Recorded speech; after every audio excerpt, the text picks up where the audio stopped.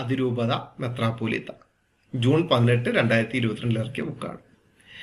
അല്ല, KM Francis PhD ഈ അവതാരികയിൽ പറയുന്ന ഇസ്ലാമിലെ ഒരു വിഭാഗം തീവ്രവാദ നിലപാടുകൾ എന്നൊക്കെ പറയുന്നത് വർഗീയ സ്വഭാവമല്ലേ?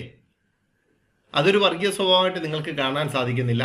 അല്ല, ഒരു സംശയം, ആരായി ഇസ്ലാമിലെ ഒരു വിഭാഗം തീവ്രവാദ നിലപാടുകൾ ഉള്ളവർ? സുന്നി വിഭാഗത്തിൽപ്പെട്ടവരാണോ?